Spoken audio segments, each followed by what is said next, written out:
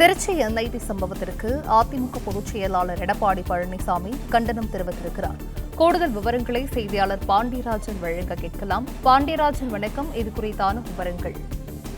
திருச்சி என்ஐடியில் பெண் மாணவி ஒருவர் தங்கியிருந்த அறையில் அங்கிருந்த மாணவி முன்பே இணையதள பழுது பார்க்க வந்த நபர் பாலியல் ரீதியாக அருவருக்கத்தக்க செயலில் ஈடுபட்டதாக வரும் செய்திகள் அதிர்ச்சி அளிப்பதாக எதிர்க்கட்சித் தலைவர் எடப்பாடி பழனிசாமி கண்டன அறிக்கை வெளியிட்டிருக்கிறார். அந்த மாணவி புகார் அளிக்க சென்ற காவல் நிலையத்துக்கு சென்ற போது அவரை இழிவாக பேசியதாகவும் அவர் மேற்கோள் காட்டி இந்த கண்டன அறிக்கையை வெளியிட்டிருக்கிறார்.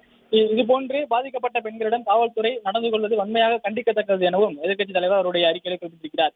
ஏற்கனவே சில நாட்களுக்கு முன்பு சென்னை வில்லிவாக்கம் சிட்கோ நகர் அரசு பள்ளியில் பெண்கள் கழிப்பறை பகுதியில் மாணவி ஒருவருக்கு வடமாநில தொழிலாளர் பாலியல் அச்சுறுத்தல் ஏற்பட்டதாக செய்திகள் வந்ததையும் சுட்டிக்காட்டி இந்த ஆளுங்கட்சியாக இருக்கக்கூடிய திமுக அரசின் மீது வன்மையாக கண்டிப்பதாக அவர் குறிப்பிட்டிருக்கிறார். பெண்களுக்கு எதிரான குற்றங்களை தண்டிக்கும் நிர்பயா சட்டத்தை தமிழ்நாட்டில் ஒரு நிர்பயா சம்பவம் நடந்தால்தான் கையில் எடுப்பதா, இந்த அரசை எண்ணத்தில் இருக்கிறதா என்பது குறித்தும் அவர் கேள்வி எழுப்பியிருக்கிறார். குறிப்பாக பெண்களுக்கு எதிரான பாலியல் வன்கொடுமைகள் அதிகரித்து வருவதாகவும் அவருடைய கண்டன அறிக்கையில் குறிப்பிட்டு திருச்சி என்ஐடி சம்பவத்தை மேற்கோள் காட்டி தற்பொழுது அந்த கண்டன அறிக்கையினை வெளியிட்டிருக்கிறார்.